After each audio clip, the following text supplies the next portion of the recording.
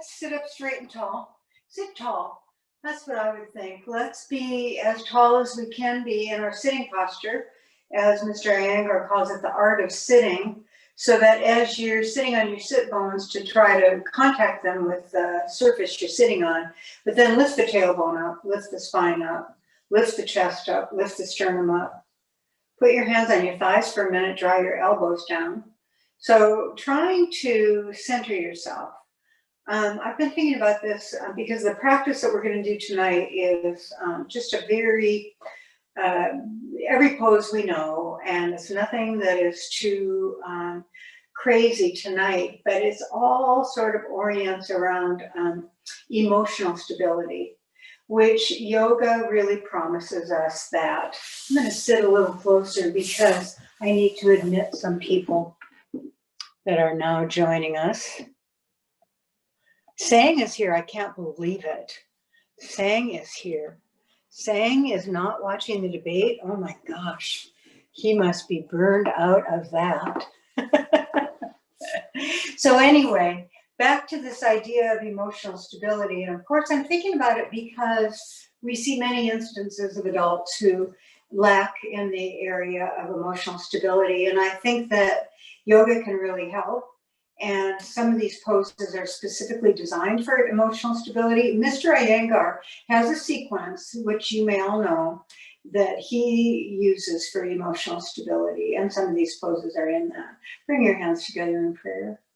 Close your eyes, relax your face, soften your jaw. As you're here then, draw the spine in toward the front body and up.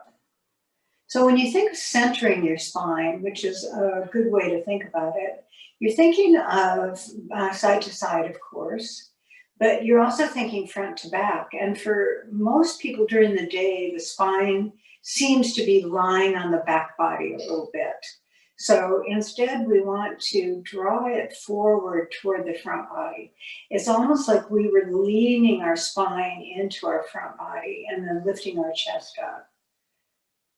Just as you're here, notice the evenness of your sit bones, of your feet. Just think about the spine and notice the lift of the chest.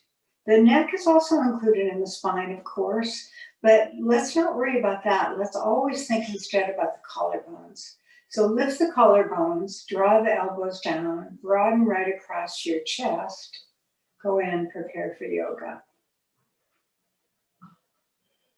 And then with your chest, your heart really well lifted, bow your head to your heart. Bring your hands down to your thighs.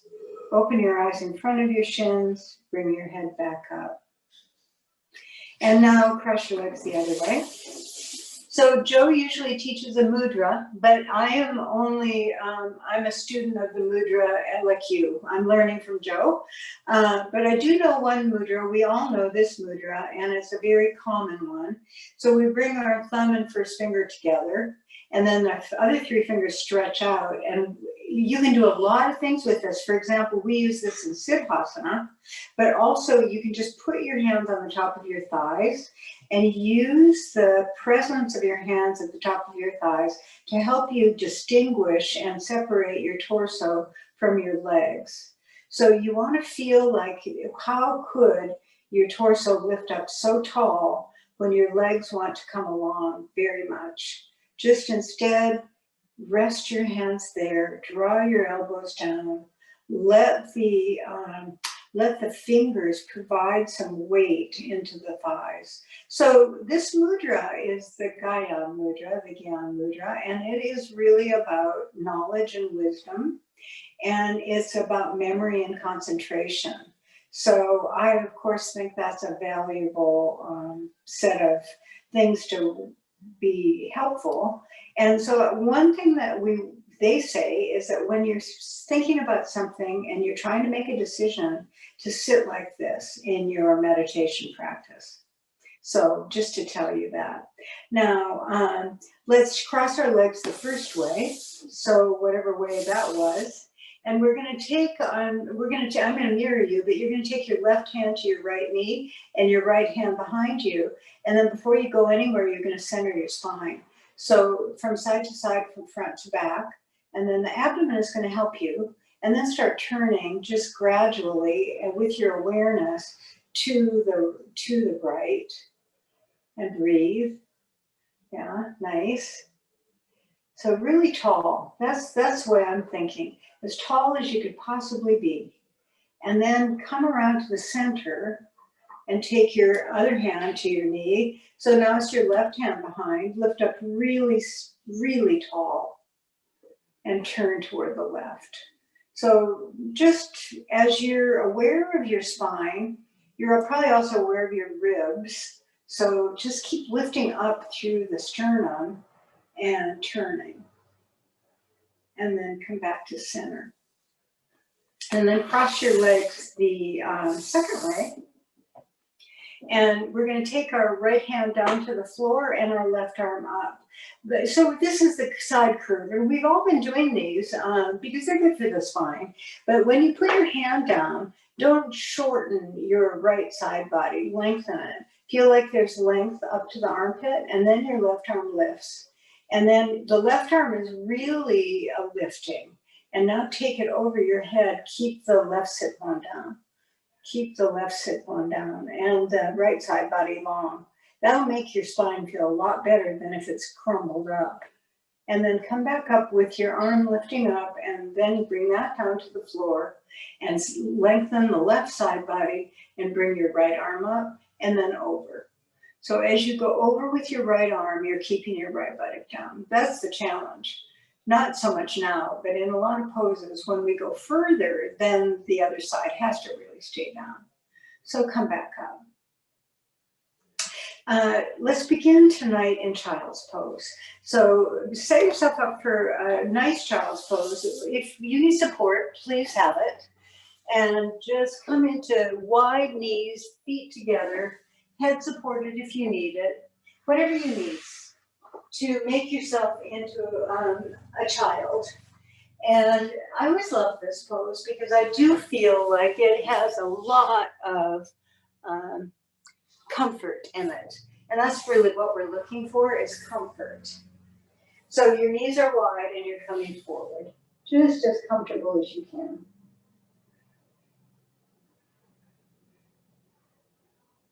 In child's pose, you're going two directions, toward your hands, toward your hips, both directions. So just notice which is going, what's going where. But mostly it's soft. This is not a pose that you have to overly stretch into. It's more a pose that you get into, explore, and accept how you feel. And, you know, then if you have any issues, it might be with your knees, then you would put something under your buttocks. So whatever you need, but we're all pretty practiced students, so we know what we're doing. And then come up from that. And now we're going to have a lift like we had that we were sitting on. And we have two options. One option is to sit and face the wall, which is what we normally do. If we were in the studio, we would all sit and face the wall. But because maybe your wall is somewhere that you're not going to go to at the moment, you could get a chair. So I'm going to show with a chair, but it's probably better at the wall. But I'm going to sit on my lift, and then I'm going to bring the chair in toward me. And what I do, but it's because of my size, so you have to think about this. I get my feet and my knees on the inside of the chair legs so that I feel quite constrained. Like I can't just go anywhere with my torso because my legs are really, really there. Oh, and you know what we need is a block eventually. So we're sitting with our, if you're at the wall, which I love, then your knees should touch the wall too. And your knees should not come away from the wall. That's why I've got my knees on the inside of the chair, because I want to keep them there. And then if you have a chair, you can put your hands on the chair seat and just gradually draw your chest up. If you're at the wall, you put your hands at the wall at your shoulder level and you pretend like you're pulling them down as you lift your torso up. So this is the first part of this pose, which we just walk our hands up the wall. And so now, if you have the chair, you're going to lift your arms up. If you have the wall, you're going to walk your hands up the wall. So now we're lifting as high as we can. This again, though, is centered spine. Really feel comfortable doing this. Don't go to your max. But then with the chair, just leaning toward the chair and bringing your hands onto the top of the chair and lifting your chest up. So it's really extended with the torso. And then if you've got the chair, you can hold on to it because you might want to lift your chest up a little bit more. So you're lifting your chest up, and if you're at the wall, same idea, and breathe. And now, if you have the chair, you're going to put your left hand across the chair seat. If you're at the wall, you're going to put your left hand on your right knee. And if you're at the chair, you're going to just take your hand behind you and put it on your sacrum and lift up your spine and just gently turn. So we're not tonight in any hurry, and we're not trying to win a contest. We're trying to explore how these things feel on our back and our front body. So then come back. But if you're at the wall, you know, when you take your left hand to your right knee, your other arm stretches up. Now come back to center. And then stretch your arms toward the chair again. Lift your chest up. Or walk your hands up the wall again. Both hands back up the wall. And on the chair, right forearm to the chair seat, left hand to the sacrum, turn to the left. If you're at the wall, your right hand comes down to your left knee and you twist. So these twists are lovely, especially because we're not in any, we're not worried about them. We're just exploring them. Abdomen is firm. And then come back to center. And now stretch both arms up again. So you're getting as much length as you can. And then cross your legs the other way. So whichever version of this you're doing. So now I like having myself connected to something when I do this. So when I'm at the wall, both knees stay at the wall. They don't want to both stay at the wall, but they do. So now lift your arms up, walk your hands up the wall if you're at the wall. With at the chair, take your hands to the chair, touch the chair, lift your spine up, lift your chest up. Just be centered in your spine, and then notice your front body. We all are pretty good at knowing how to control the front body using the abdomen. So the abdomen goes up and toward your inwardly. And now take your left hand to your right knee, or take your left arm to the chair, and then other hand behind. I like using my sacrum here. We're going to use the block in a minute, but for right now, this gives you a chance to just be in the center and just gently turn, not worrying about anything. More concerned about keeping both sides of the torso long, because one side of the torso might forget to stay lengthened. Don't let that happen. And then come back to center and take both arms up again. So really lifting up. And now the other side, right hand to the left knee or right arm to the chair seat, left hand behind you. Unless you're at the wall, then you keep your left arm walking up. And then just turn and breathe. So the breathing here, we're breathing into our whole body, but especially now we're breathing into our inner organs. That's how we would feel. Chest up, heart up, and then come back to center and take both hands up to the chair and lift your spine up as tall as you can, and then come away from that for a second. So just stand up, and if you're at the wall, do a right ankle pose. Just a nice, long, gentle one, not too worried. And if you're at the chair, you can put your hands on the chair and step your feet back. We've already been lengthening our spine, so you want to feel like you're really lengthening your spine here as well. So you're either doing a right angle pose at the wall or a chair dog, which looks a lot like the right angle pose. Yeah, good. So if you're, one of the things that we want to think about is where our sit bones are relative to our heels. And so either way, everybody's looking good. But take the top of your thighs and really, really extend back with those and breathe. Good, good, nice. Yeah. So then bend your knees and step in. And then we're going to have our chair again. So chair or something that is comfortable for you. And we probably need our lift. Most of us do. So I'm going to go back to my 2-blanket lift. But that's because I'm kind of a runt. So I got to lift myself up here. But we're going to have a block behind us. So, you know, you could have a wall for this too, or you could have any kind of a surface to put your hand on, to put your forearm on. Because we're just going to face our seat or face the wall. Say if you were at the wall, you could put your forearm into the wall, right at the elbow into the shoulder level, hand at the elbow level, and take your hand back. This would be the same thing. But if you have something to put your forearm on, like a chair, then put your left forearm on the chair and take your right hand back to a block behind you. If you need that, some people don't. Again, I know the teacher always talks from their own height, you know, so you have to know your own. From the left hip to the left armpit, just gently feel the extension upward, but your shoulder doesn't go up. See, the shoulder wants to go up. So take the shoulder down and then turn toward the right.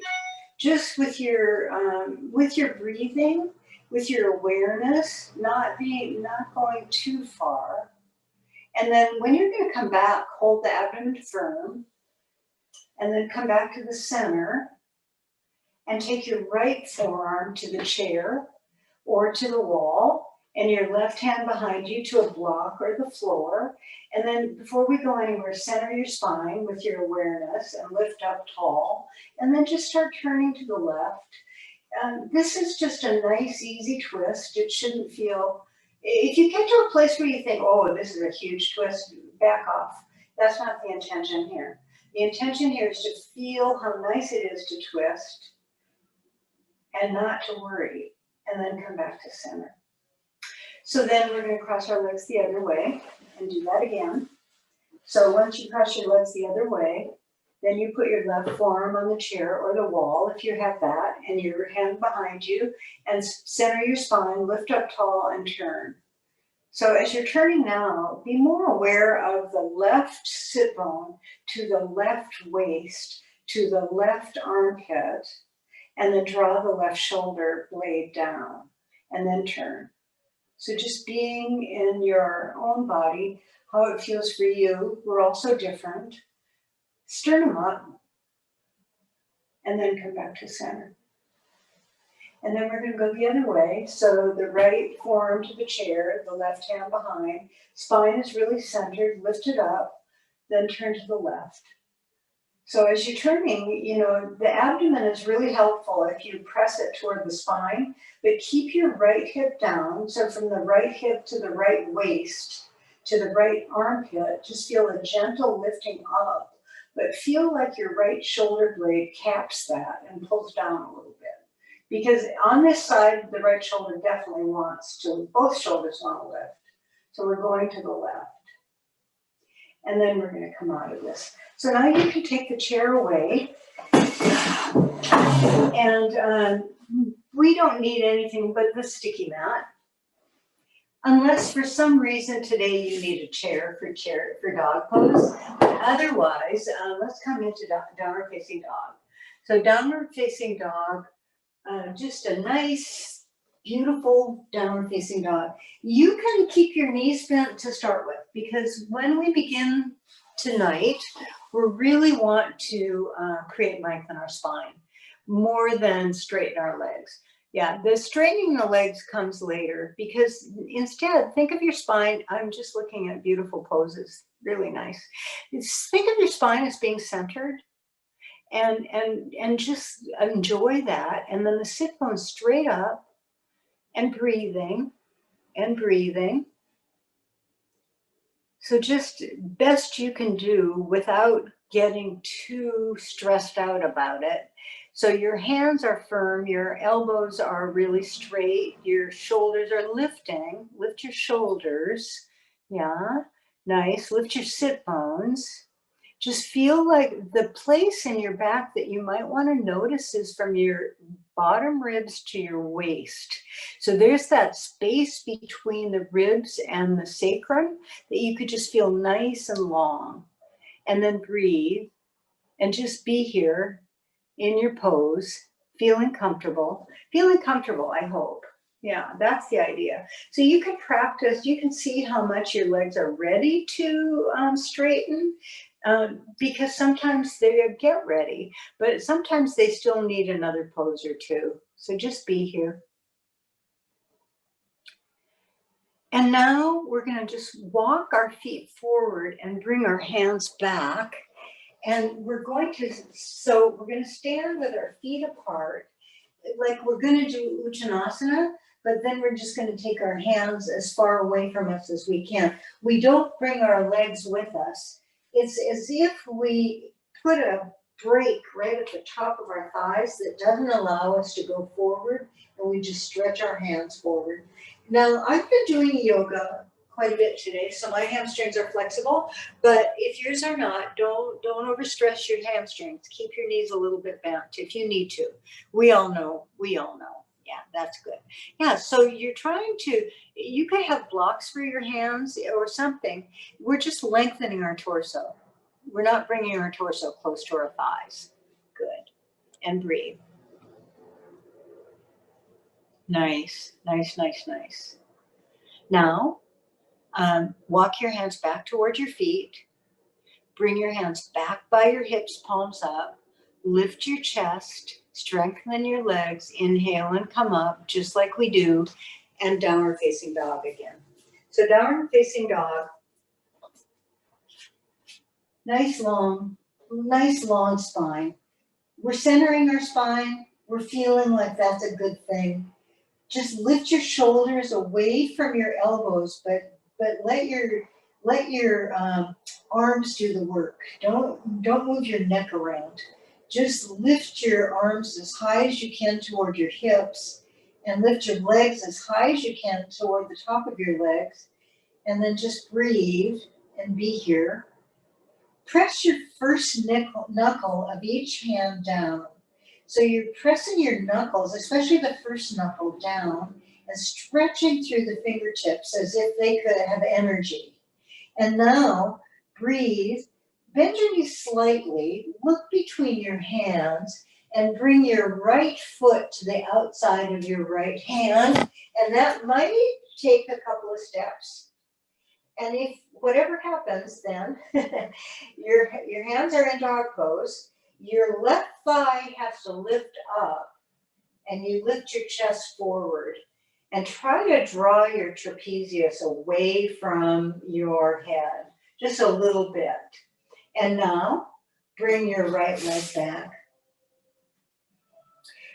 So now, go back into your pose. That was very exciting. But now we're back into our pose with our thighs very active, pulling back, breathing, arms very long, armpits open, armpits really open. Now, bend your knees a little bit if you need to. Look between your hands. Bring your left foot forward to the outside of your left hand.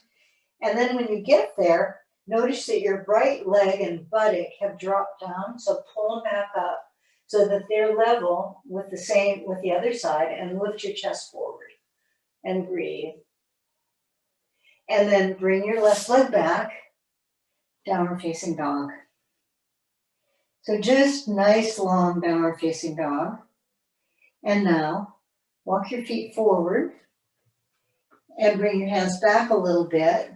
And so everybody before looked really good here. So I think we're all fine to keep our buttocks over our heels and walk our hands out in front of us. So this is Uttanasana with extended arms. So we're working on Uttanasana, but we're not bringing our torso close to our thighs. You know, we certainly can, and some of us are much more ready for that, but you be safe yourself. This is a very good way to work on Uttanasana, because in Uttanasana, You need the full extension of your spine. You don't want your spine to shorten at any location. So just arms, and now there's no weight, not too much weight in your hands. So you feel like this gives you an opportunity to really get your legs oriented to do most of the work. Your torso is just extending. Now bring your hands back towards your feet. Bring your hands back toward your hips, palms up, firm your thighs, inhale, lift your chest up to come up, and then come back to downward facing dog. So downward facing dog again. And just that, now it's getting even better. And that's the funny thing about yoga, how poses improve as we go along. And that's everybody's, wow, beautiful, beautiful. Now breathe. And just lengthen and center and feel, this should be comfortable though. You know, you're not trying to do anything out of the ordinary, except now lift your right leg up. So lift your right leg up, trying to keep your shoulders level if that's possible. And now breathe, you're gonna look between your hands, you're gonna bend your right knee and you're gonna bring your right foot to the outside of your right hand. There we go. Beautiful. So now chest is forward, heels are back, the left heel is back. Yeah, good, nice. And then bring that leg back. Good, lengthen. So come back to that full downward facing dog. And now we're gonna do the same on the left side. So you bend the left knee, you lift it up first, and then bend it and bring it forward so that the foot comes to the outside of the hand. Yeah, that looks pretty too. It's kind of an action. And then your chest is forward, your right heel is back, your right thigh is long. That looks beautiful. Good. And then bring your left leg back. Downward facing dog.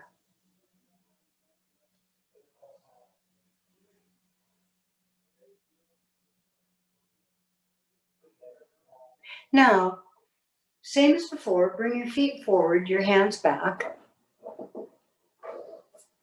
Bring your hands back toward your hips, palms up.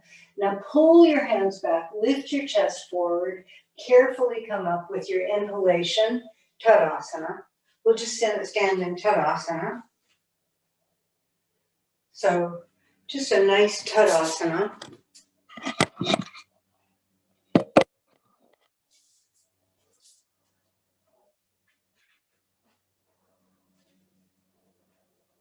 Bring Urdhva Hastasana, arms overhead. So again, this is an action tonight to just help lengthen us and give us feedback. Are both arms stretching evenly, both legs solid? Do you feel your spine is lengthening all the way up to the top? And then just slightly at the very top of your thighs, move them inwardly, just a little bit. And turn your thumbs forward, bring your arms down. Tadasana. So we're going to do Uttanasana again, but we're going to use a supported version of it. This is one of the poses that Mr. Iyengar identified as an important pose for emotional stability. And I think once if you can get into it and accept the pose, you start seeing what it's about. So when I do this, I get into it and I'm not wild about it at first. But what we're going to do is with the chair, and you know, I always have a sticky mat on my chair, something that's a little bit soft, because we're going to bring our forearms down to the chair. One forearm is going to be on top of the other. And then our forehead is going to rest on our forearms. Then you slightly inch your feet back, so that you feel like your heels are coming underneath your buttocks, but don't worry about that too much. Just get where you can go. And then with your head on your forearms, start pulling the shoulder skin, the trapezius skin gently away from your neck. So just feel like it's a very gentle action to lengthen your back, but not to stress your neck out. And just be in this pose. Because once you're in this pose and you're accepting this pose, it really should be calming, especially if your trapezius is gently moving away from the place where the neck and the shoulders meet. That's a gentle action, but it really is nice. So you should be looking probably between your feet. That may be where you are looking, and just breathe.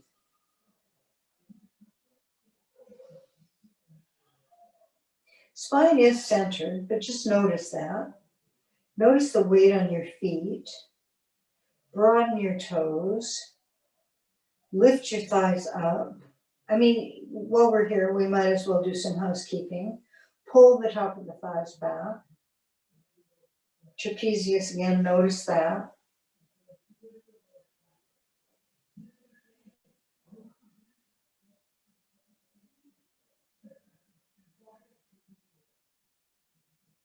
And now bend your knees a little bit and then look at your chair and cross your forearms the other way. So now it's going to be the other forearm on top and you'll re-straighten your legs. We don't want to come up. You know, Joe tells us, and I think it's so true, that when your head is down like this, it is very calming.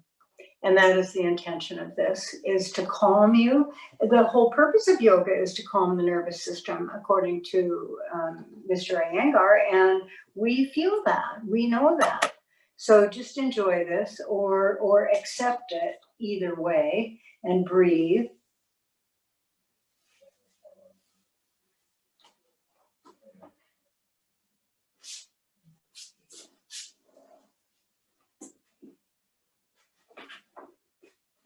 So emotional stability. Yes, the feet are part of the stability of the pose. The legs are a huge part of it. And so you don't want the head resting to be anything but just light and pulling the skin on the trapezius slightly back and breathing.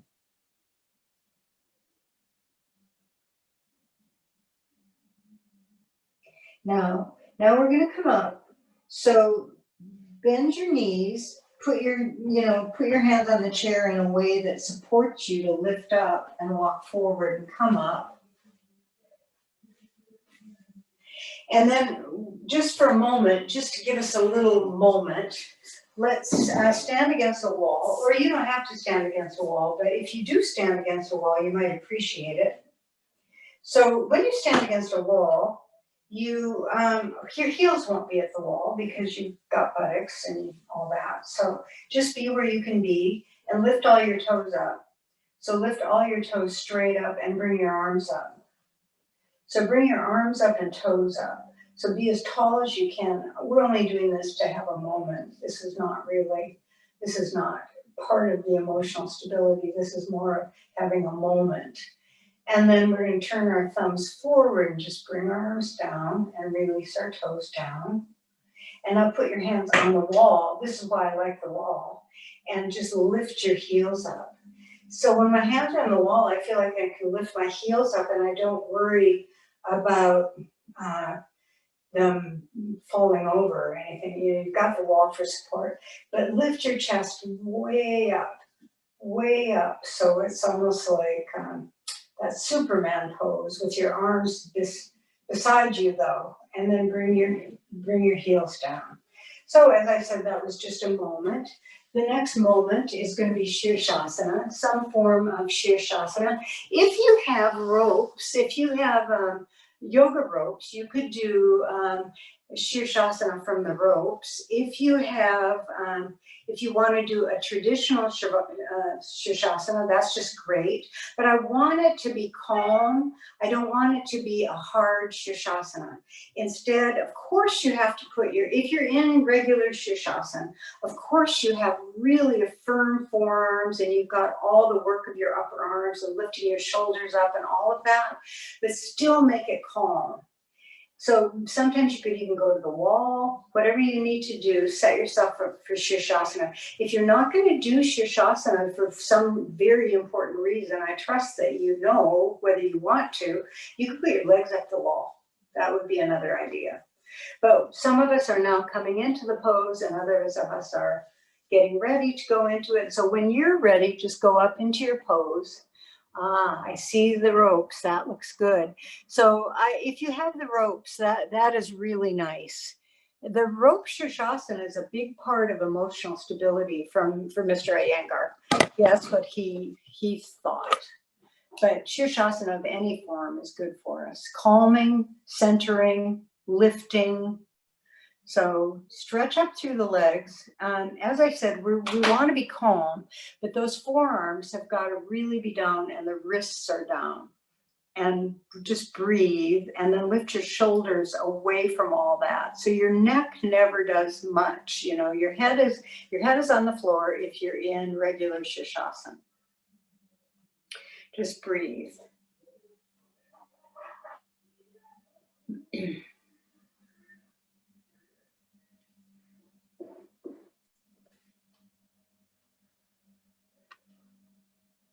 So if you're in Shirshasana, if you're in regular Shirshasana, press your forearms down, lift your legs up even more, and then pay special attention to the top of your legs, which need to slightly roll in at the top. And then just lift your legs up as high as you can. Helen, that looks good what you're doing. That looks really good. And breathing. So we're in our favorite pose, our best pose here. Lifting up. Now, if you're in regular Shirshasana, separate your legs a little bit.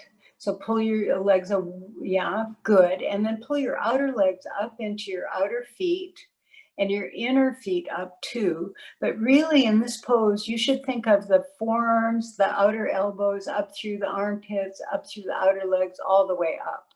And then the inner body is really supported then and can lift too. If you're in the ropes, that's great. If you're in the ropes, of course, you've got a whole different experience, but it's still an inversion and a really important one. So breathe, just breathe. And everybody's different in terms of how long they want to stay in a pose. And so I don't like to tell you that you have to stay any amount of time, but we're going to stay another minute or so. So if that's still comfortable for you, but you have to make that decision. Whatever your choice though, if you're in regular Shirshasana, lifting your shoulders up seems to be so important. You want the weight in your head, but not in your neck. So your forearms and your shoulders do a lot to protect your neck. This looks good. Nice. Your legs are together again and stretching up now, stretching up. And it's the outer body that provides a lot of strength for this pose.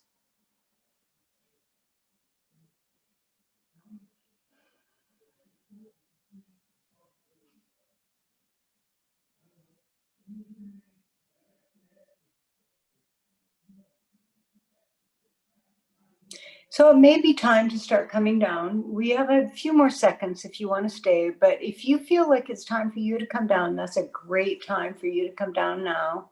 And I'm saying, since you're at the wall, anybody else who's at the wall, you might want to start coming down too.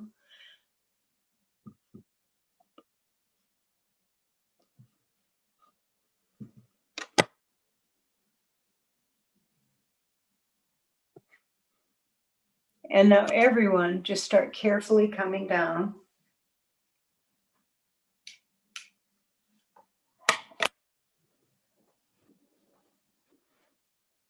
And once you're down, child's pose.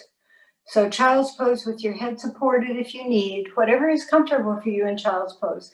After an inversion, child's pose is so nice because it helps lengthen your lower back or reorient you in that direction so you're thinking about it more again. And then also the blood pressure, if it was in any issue, it's resolved through child's pose.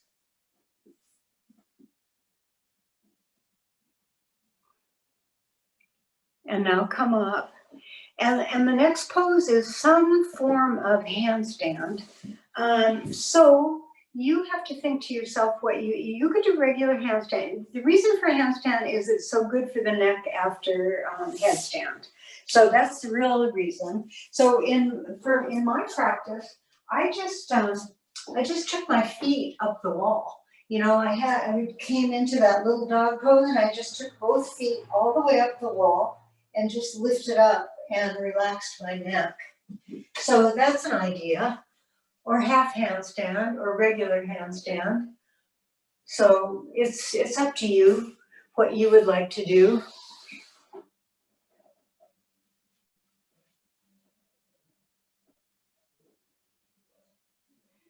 If you're in regular handstand, it's just, I always think it's exuberant.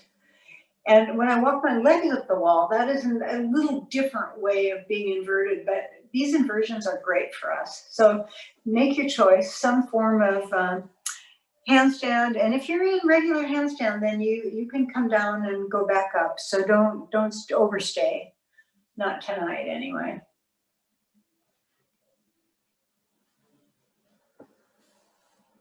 Not that we would ever want to overstay. Part of the beauty of yoga is trying to find that place for you to work that's challenging, but good to yourself, always good to yourself. I think that's what we really want to be. So another handstand if you're doing a regular handstand. And you know, when you walk your legs up the wall, that's a lot of weight into your hands too. So, you know, you judge whether you want to go back up again.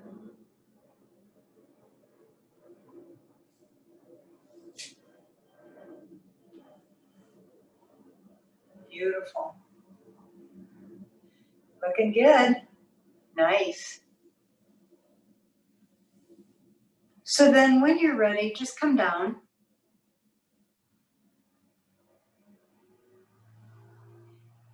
And Uttanasana of some form. You know, Uttanasana for some of us is right with our torso toward our legs, but to other of us, hands out in front is better. So you make your choice there. It's just a way of, again, making sure everything's safe and feels comfortable.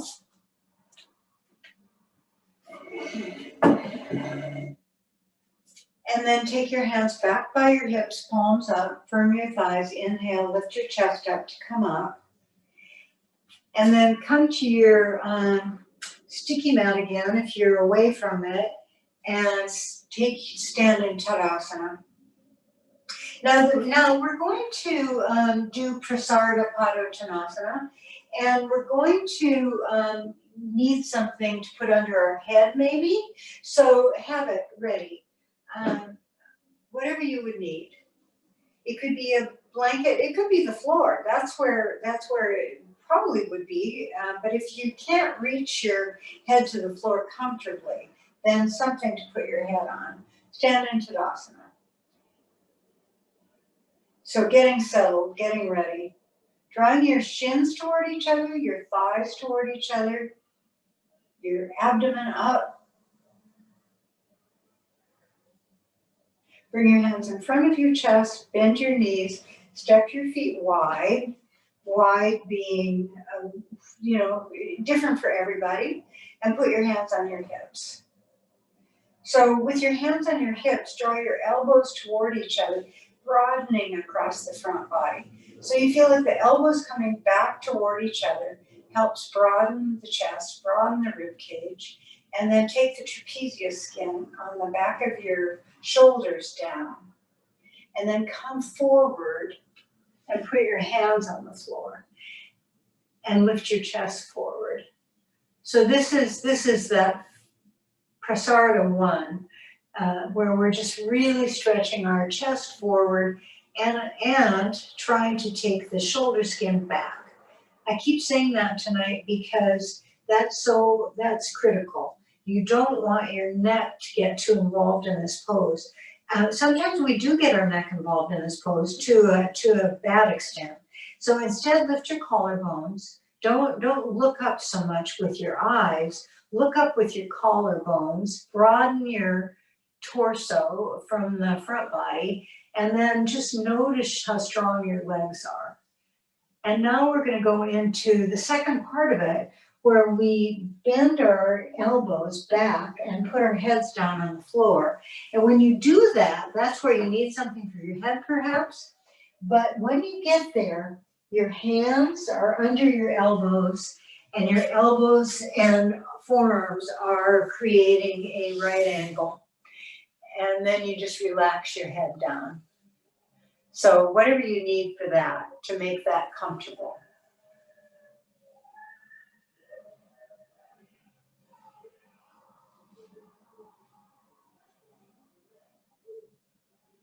Just breathe, breathe. Notice how it feels. Notice what part of your back is relaxing.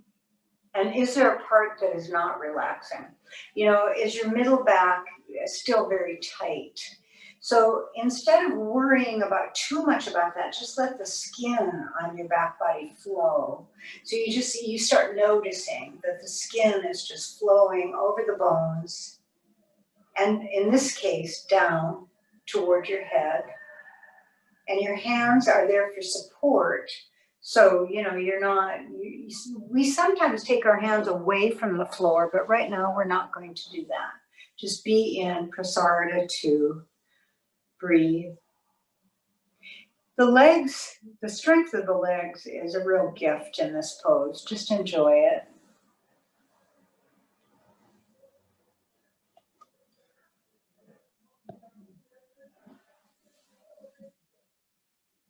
Good.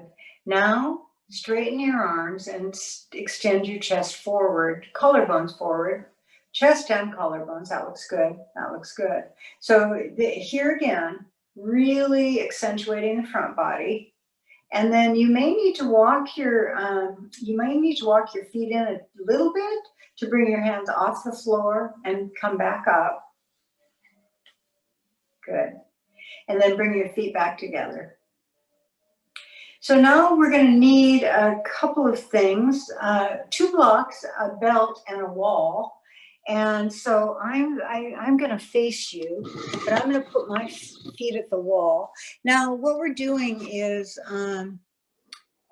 as one teacher once said, everywhere he goes, everybody asks for this pose because it's so popular. And the pose is Chaturanga Dandasana. So you know he was kidding. So I'm going to turn my sticky mat this way. And so we're going to use, and a bolster. Okay, a bolster, 2 blocks, and a belt. We're not going to use them all at the same time, but have them near you. So I've got my belt, which I'm going to use in a while. To start with right now, I want to show you something that I have showed you before when I've subbed for Joe, and that is how to do Chaturanga Dandasana when your shoulders don't do it very well. And maybe you have a rotator cuff problem. This is what they taught in India in the medical classes. So I don't know, I'm going to bring my computer even lower. I've got a bolster, and that's going to be for my torso. Sorry. And I've got 2 blocks, and those are going to be for my shoulders.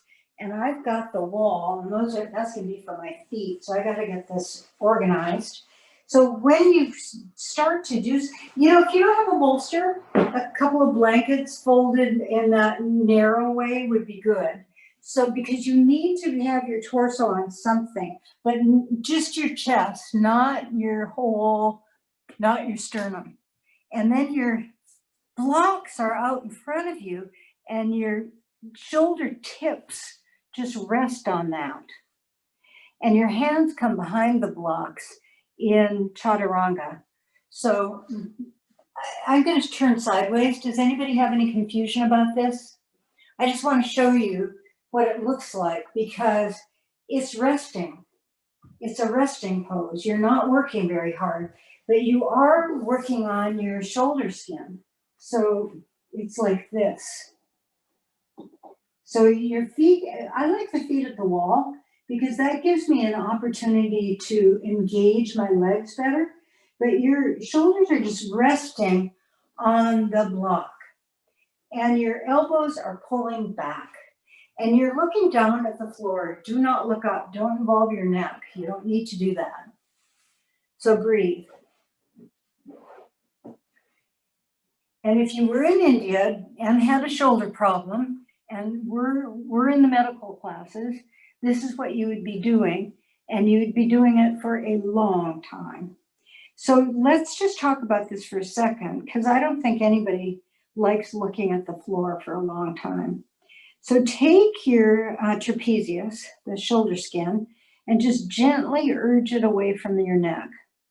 So don't move your neck around. Just take the trapezius skin back toward your waist if you can, that direction.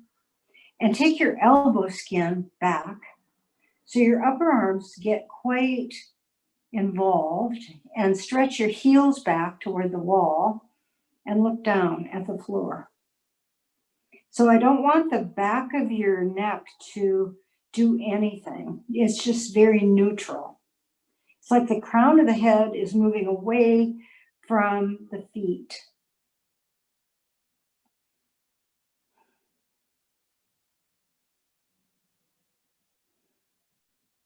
And then you can come up.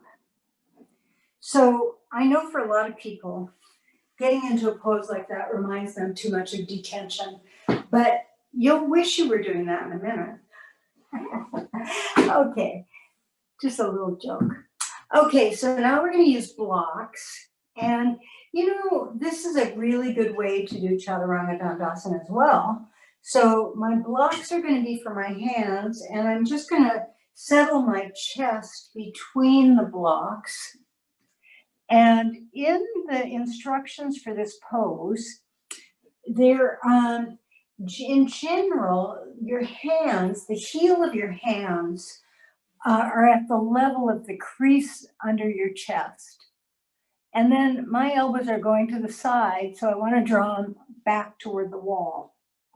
And now your feet, if your feet are on the wall, you will appreciate this, but for those of you who don't have a wall, you have to engage your legs a little more firmly. So get into a position where your hands are on the blocks, you're lying down on the floor with your chest between those blocks, and your elbows are hugging in, and your trapezius is gently pulling back. And then just pull your heels back. So I'm just seeing if everybody is kind of here. Good, good, nice. All right, now comes the fun part. So with your hands on those blocks and with your chest between the blocks, you just lift yourself up a couple of inches off the floor. It's not very much, is it? It's just plenty, though, to get into this pose. So you lift your torso up and you shoot the crown of your head forward and your elbows back, trapezius back. And when you have your hands on blocks, you know, that helps. Breathe.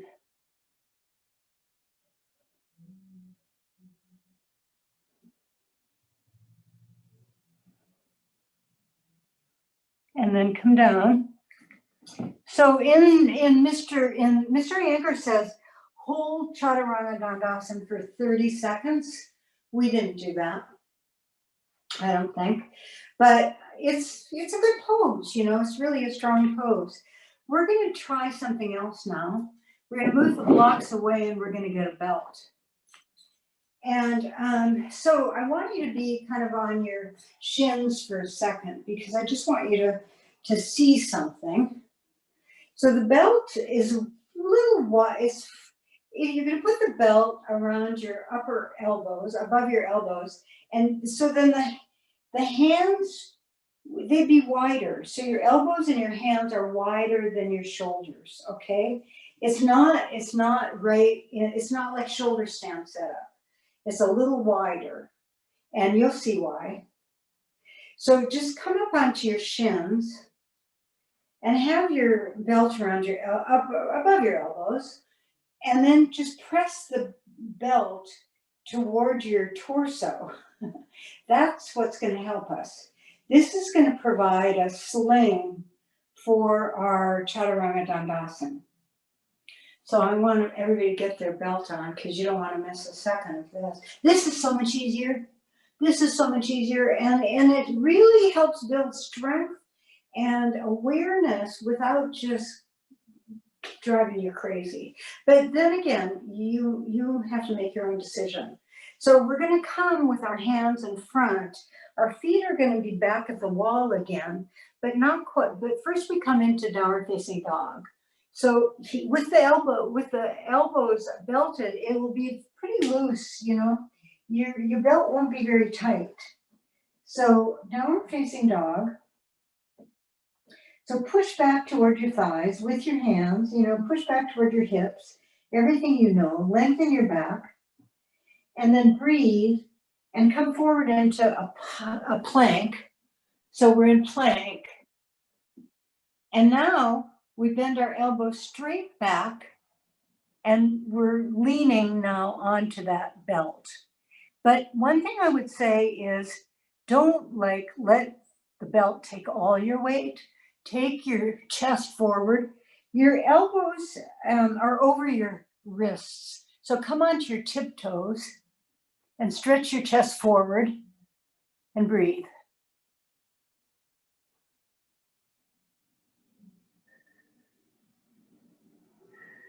And bring your knees down and come back up.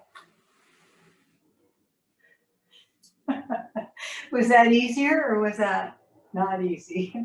One thing, my voice should change because there was you couldn't do this for forever and ever, but let's try it again. Now let's remember that in Chaturanga Dandasana, that the tailbone tucks in and the thighs lift. And the front body and the back body are both extended. So there's not a curve in your lower back or anything else. So let's go back to our downward facing dog. Come into downward facing dog. And then come forward into plank. And then bend your elbows back. Come down to your sling. And pull your toes, come to your toes, tiptoes, and lift your chest forward. You want your elbows over your wrists. Chest forward, heels back. Breathe. Pull the shoulder skin back. The shoulder skin back, elbows back. Breathe. And then come down. Well, it's funny, you come down, but it's not an easy coming down, is it? Because you got the hands and the belt and everything. Take the belt off. We're done with that. Yay. Hope everybody's okay. But that's 3 ways to work on Chaturanga Dandasana that don't involve, just coming from the floor. So now we're going to come into a chair dog. Just to lengthen, just to soothe our mind in case we got all stressed out about Chaturanga Dandasana. Good pose for upper arm strength. And we want to practice it, but we want to be safe about it because our shoulders are so important. So chair dog, just best chair dog, nice long chair dog.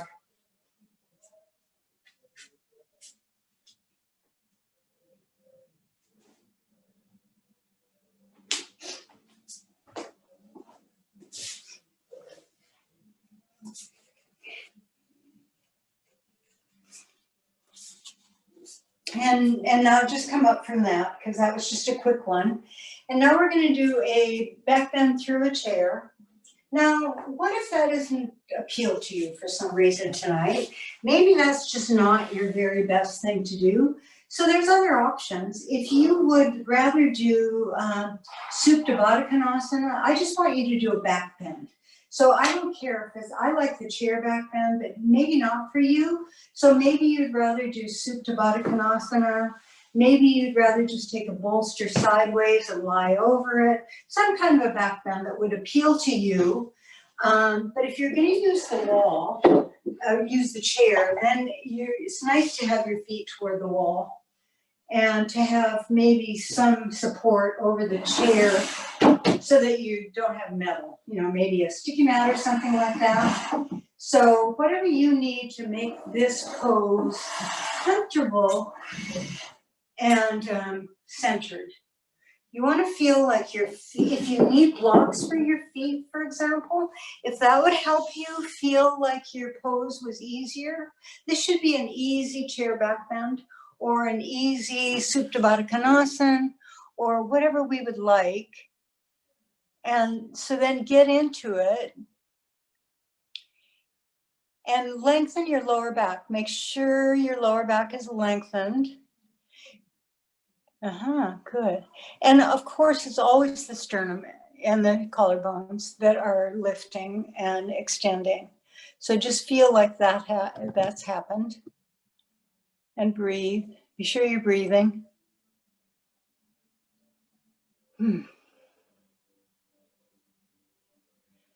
Chair back bend. It's truly a wonderful pose. There's some things you can do now that if you're in the chair, you could take your arms over your head, stretch your arms toward the wall, toward the floor. You could take your hands underneath the chair legs and hold on behind on the chair legs in the back. You know, whatever would appeal to you. But be sure that you feel like your legs are going in one direction as your torso is extending in the other direction, so that you really have a feeling of calm here, because you don't want to feel like you're going so hard that you forget that the direction of your legs goes the other way. Yeah, good. Breathe. And any other choice you've made for, Supta Baddha Konasana or whatever you like, because this is just a back bend that you like.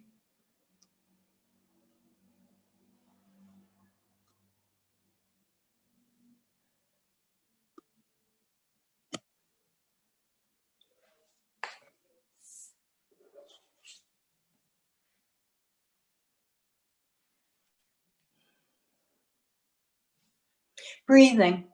Breathing is the key to a beautiful back bend, and it's critical. Because sometimes when we go into a back bend, if we don't breathe, the consequences are not very pleasant. But if you do breathe, then you understand better how you feel. You start to notice that as you're breathing, you get a little more awareness into how you feel. How does that feel? How does your neck feel? How do your shoulder blades feel? How does your middle back feel? All these things.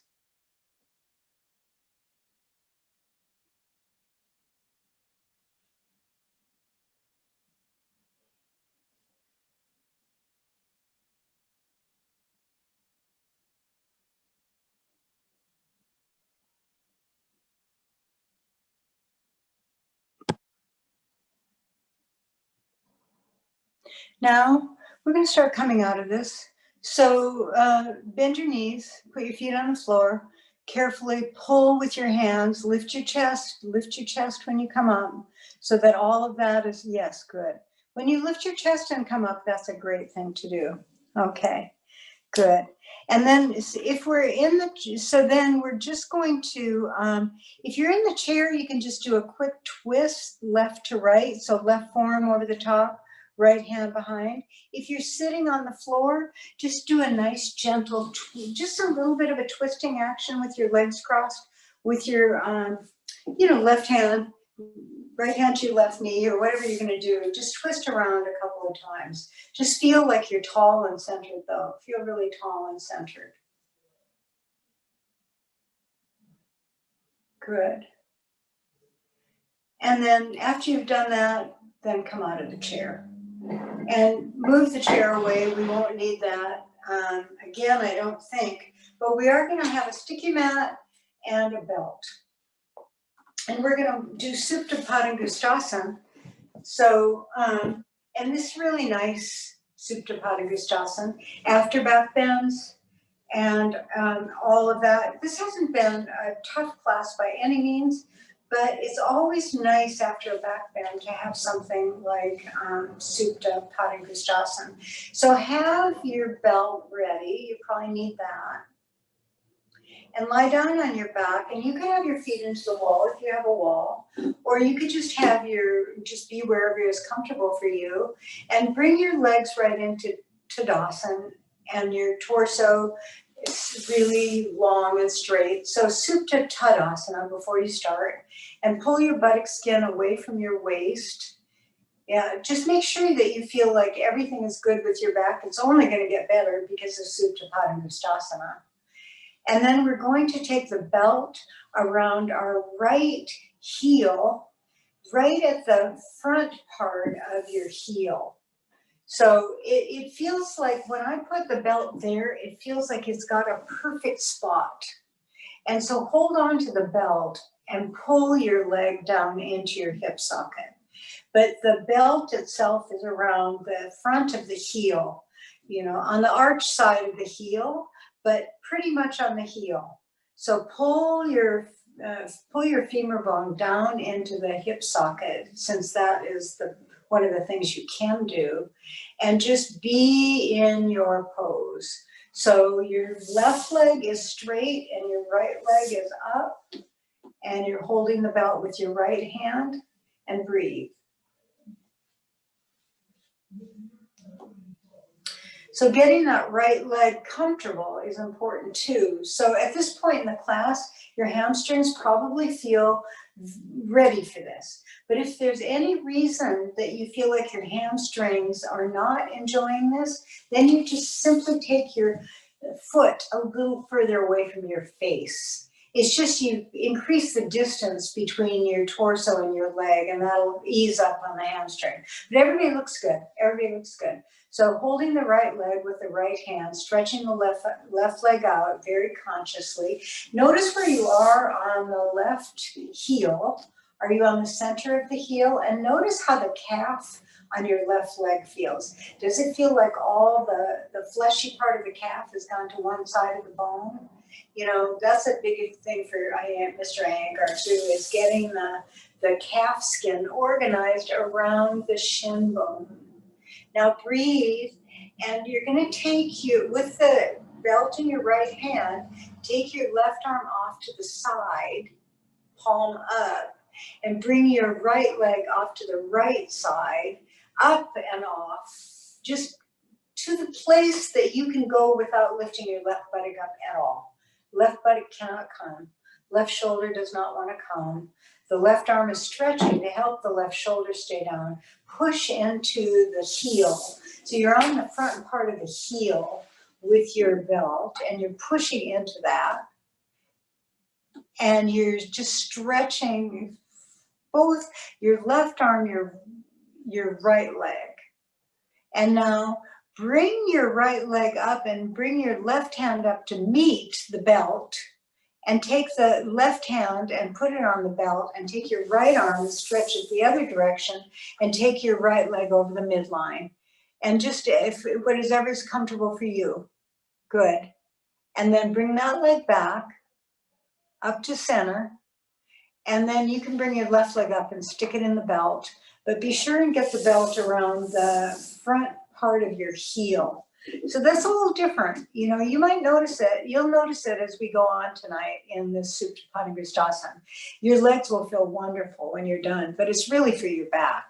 So stretch your left leg up, right leg is out into a very long, extended leg, and notice the weight on your heel, your calf. Notice the weight on both buttocks too, because you might have already lightened the weight on one side, and don't do that. If you find that that's true, because sometimes I do, then I put a lot of attention into reintegrating that other buttock down, because otherwise nothing is going to work, you know. So be here with your left leg up, right leg out, holding the belt in your left hand, breathe. Take your right arm off to the side. Take your left leg up and off to the other side, and keep your right buttock down, your right shoulder down, and just be as centered as you can, because this is beautiful, because you are centered. Really, the center is the spine and your inner right leg, and your left leg is just the decoration, and it looks awfully nice. Breathe. So you're stretching into that leg, you're stretching into that foot, and it's all good. But now you're going to bring it back up, and you're going to meet your hands in the middle and take the belt into your other hand, stretch your arm to the side, the other side, go across the midline with your left leg, just go across the midline. Yeah, good, stretching into it. And then bring that leg back up and bring your right foot back up and put the belt around the center of your arch. So just right where you always want to put it, right in the middle of the arch, and stretch your left leg out. Right leg up, belting the arch of the foot, holding the belt with your right hand, just stretching up.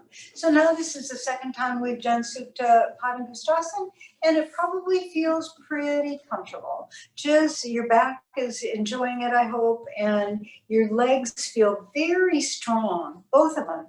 They're partners in this. The leg that's up is only one part of it. The leg that's down is the more important part of it. Just stretch up. Now put your right hand on your right thigh.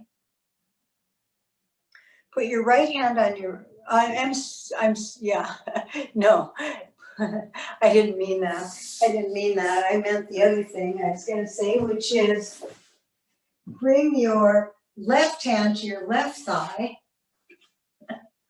and then bring your head up to meet your shin and your shin back to meet your head. Beautiful. Wow, there we go. There we go.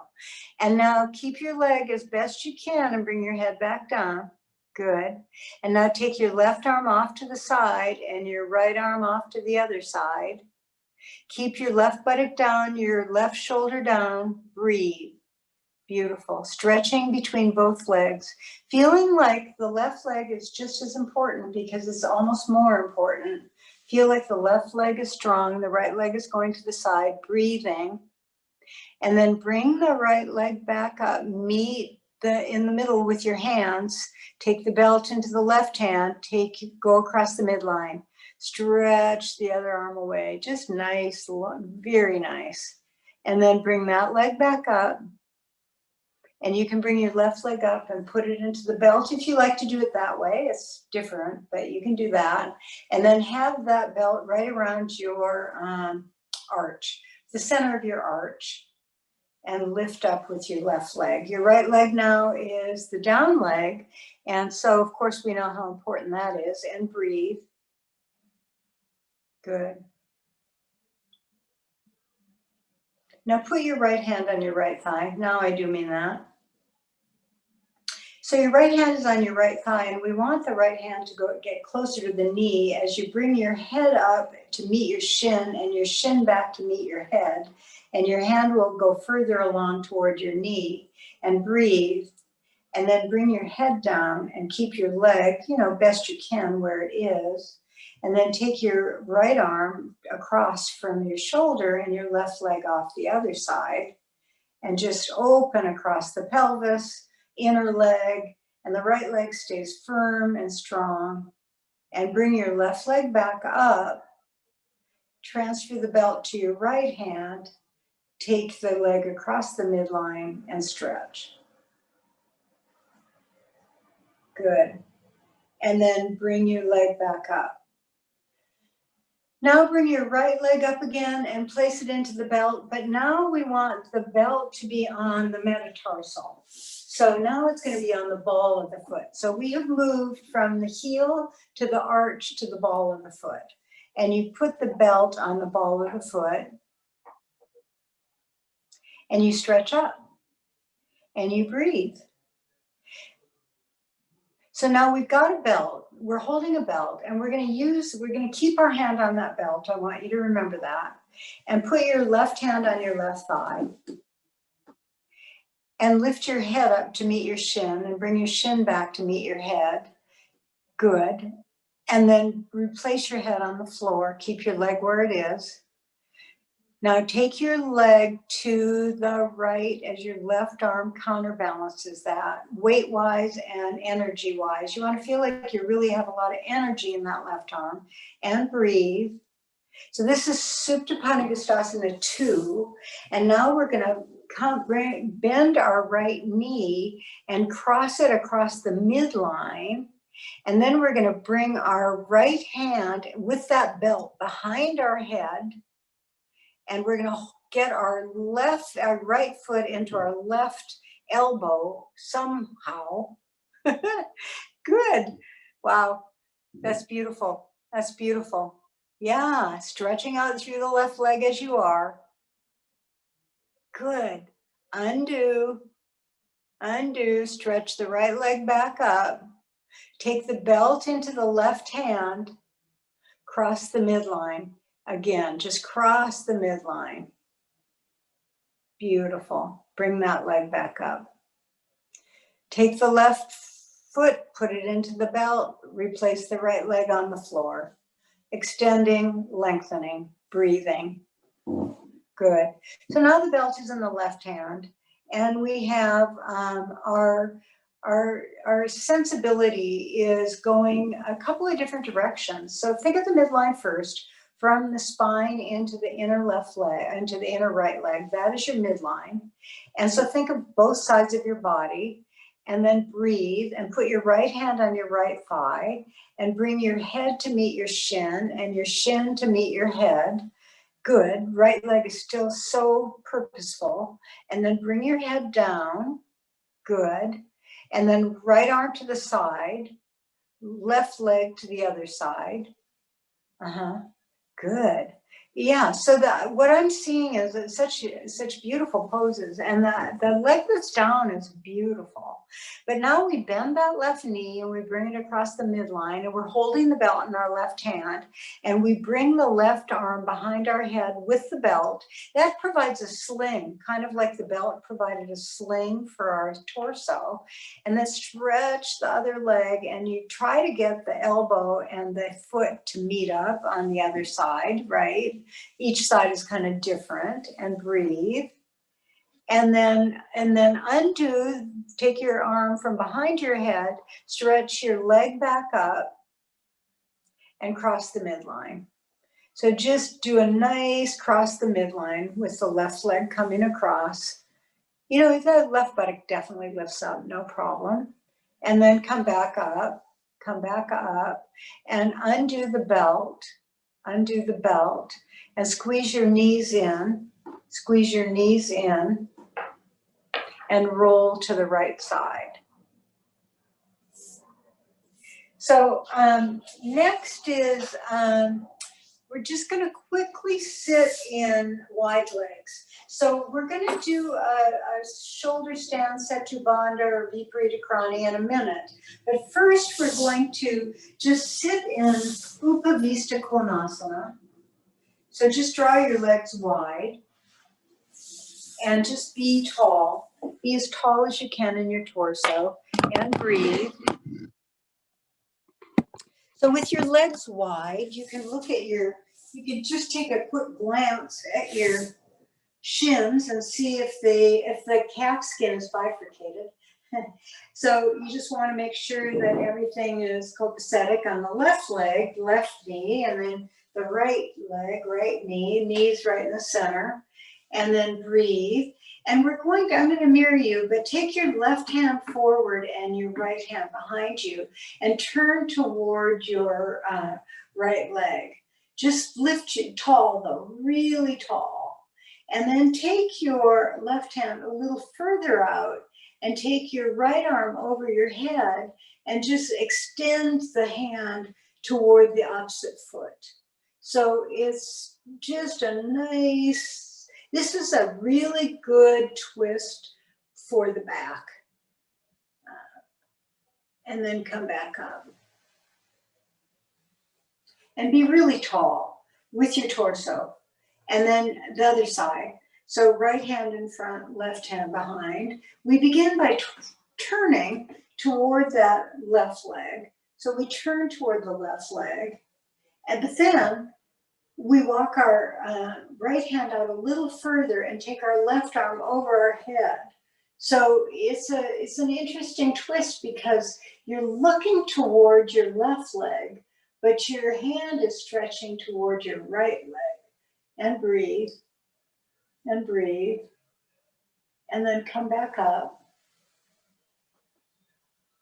And so now we have at least 5 minutes to do some form of shoulder stand or setu bandha on a block or viparita krani with your legs up the wall. So, you know, some of us are so quick to get into shoulder stand, we could get into a chair shoulder stand in about a second. Setting up a lot of blankets might take a little bit longer, but we have some time, don't worry. At shoulder stand, we have to do some form of shoulder stand because we did Shirshasana, and we always like shoulder stand. Anyway, talk about a pose for emotional stability. Shoulder stand is one of the major ones. And in the sequence Mr. Iyengar gives for emotional stability, there's several opportunities to do a shoulder stand or a halasana or something like that. So it's really important. So come into your preferred version at the moment. We probably all have several things that we do and can get into quickly. So I'm not going to be able to give you completely uniform instructions because we're all going to be doing something different. But whatever we're doing, the main idea remains the same, which is that we are on our shoulders best we can be. That includes Viparita Krani. You know, if you're in Viparita Krani, you still try to get your shoulder blades lifted up and get toward the top of your shoulders a little bit. And if you're in chair shoulder stand, you are in that position already. If you're in regular shoulder stand, all the same is true. So the basic idea of shoulder stand, of Sarvangasana, and all the parts of Sarvangasana is to bring your chest closer to your chin. And in other words, to bring your chest closer to your throat. And once you get your chest closer to your throat, it has a definite effect on your brain. So if you're in regular shoulder stand, lift your legs up and be in shoulder stand. If you're in Setu Bandha and your legs are in Viparita Krani, that's great too. If your legs are up the wall in Viparita Krani, just without the block, that's fine too. So one way or the other, we're getting into this position where we're going to calm our brains. Because once your brain starts recognizing, first of all, when you lie down in this pose, your heart starts to beat a little faster for a second until it realizes that's not right. And it slows down and your brain slows down. And once your brain starts relaxing like this and you get your chin to your chest, toward your chin, toward your throat, over your throat, that's what we're really trying to do here. Then we come into what we call Jalandhara Bandha. And this is the pose that is, we know physiologically, this isn't even from yoga, we know physiologically that your prefrontal cortex relaxes because of the position of this pose. It just changes the brain. The brain just does something different in this pose. And you can feel it. I don't mean you can feel your brain. You probably can't unless you're extremely talented. But it's more about how you can feel the effects of it. When you're in it, you can feel the effects of it. And when you come out of it, you can feel the effects of it, which is beautiful. We're lucky to have this pose. Mr. Iyengar devoted 3 pages at least in Light on Yoga to Sarvangasana. And he gave it the highest rating, and it did everything from worked on the inner organs to working on the heart and lungs to working on firming the body and creating a shapely body to working on the brain, the heart. It's just, he just goes on and on and on. And I agree, it is a wonderful pose. And everybody looks great, whatever version of it you are in. Breathe. So the breathing is important in Sarvangasana too, but you'll notice it changes a little bit, doesn't it? And it depends on whether you're in full Sarvangasana or if you're in Setu Bandha with your legs in Viparita Krani. That's great too. Now, if you're in full Sarvangasana, bring your legs to Halasana. But if you're on the block, of course, you're not going to do that. If you're on the block, bring both feet down and stretch them away and lengthen. Mm-hmm. And then if you're on the block, then bend your left knee and take your right leg up. Yeah, so one leg up. So that's just, you know, just to be, yeah. So if you're in Halasana, you're taking a leg up too. That's good. You can take one leg up in Halasana. And then you can use the foot that's down to help you lift the other leg up higher. It helps. Good. And then undo that and try the other side.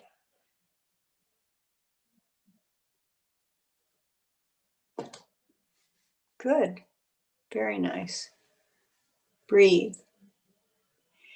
And then bring that leg down. So if you are in Halasana, you're going to roll out of Halasana and you're going to be very nice to yourself as you roll out so that you land on something comfortable. If you're in Setubandha, you're going to turn the block down a level and rest there for a second. Chair shoulder stand, you just come down onto that bolster that you were on. So one way or the other, we're all coming down now. And we are going to get ready in a moment for our Shavasana. So Shavasana tonight could be just lying flat on the floor with your head on a blanket. It could be taking your legs up the wall, if that would be something that would be comforting to you. You could have a bolster under your knees.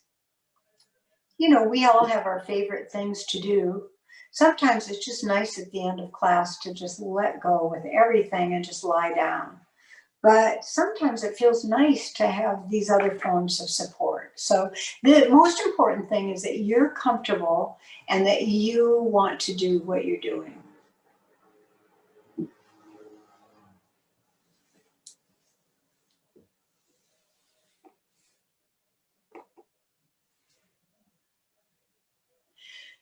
So once you're lying down or you're coming into your Shavasana, just make double sure that your lower back is extended so that the buttock skin is moving away from your waist. And then just once you decide that everything is great, then you accept that and let the skin on your back body start to soften. So the skin on your back body starts to soften from the skin on your neck, which I hope has remained soft anyway, and the shoulder blade skin, which you can probably feel on the floor. As you're touching the floor in the back with your shoulder blades, just allow the skin to soften. Just soften the skin on your shoulder blades because the shoulders worked hard tonight. And then you probably can't feel the ribs touching the floor. You don't want to because we want to keep a little arch in our back. But you should feel the skin just soften. And then the buttock skin is down.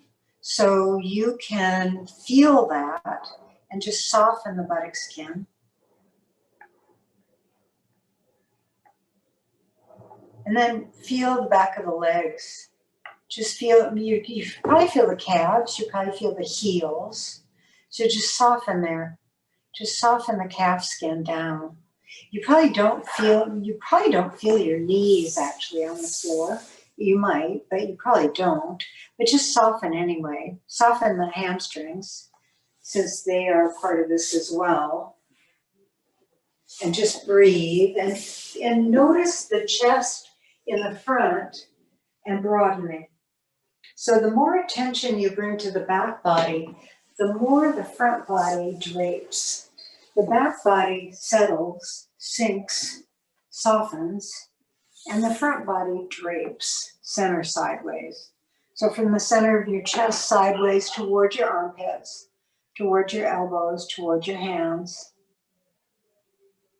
Breathing, just breathing into your whole body, right across your ribs and your pelvis. The front body skin just center sideways, very soft, very soft. Everything is soft. Your tongue is resting on the lower palate. Your face is very soft as well. So as we were talking about the front body skin draping, same is true of the facial skin. So right down the center of the face, the bridge of the nose, sideways toward the temples, earlobes, jaw, throat, the neck skin, just relax, soften. Let that skin just soften and broaden and relax. So everything in your body did yoga tonight, from your feet to your arms, to your hands, to your head, everything did it. And now everything's in Shavasana as well. Just everything is in a nice Shavasana.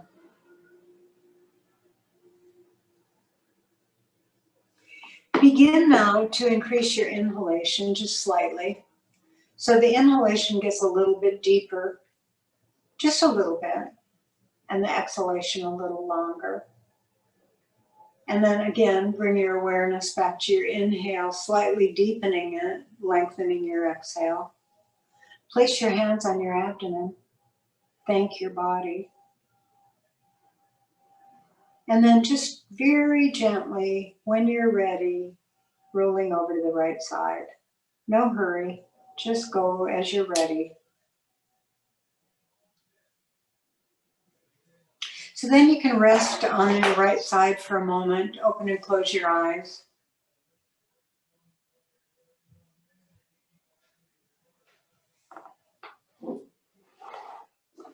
When you're ready to come up, you look at the floor, press with your hands, use the strength of your arms to come up. And we'll sit again. Lift, be tall, be really tall. Namaste. I bow to the goodness within you. And tonight's class was all about the goodness within us and emotional stability, which we all need, and we probably already have. We're such good people.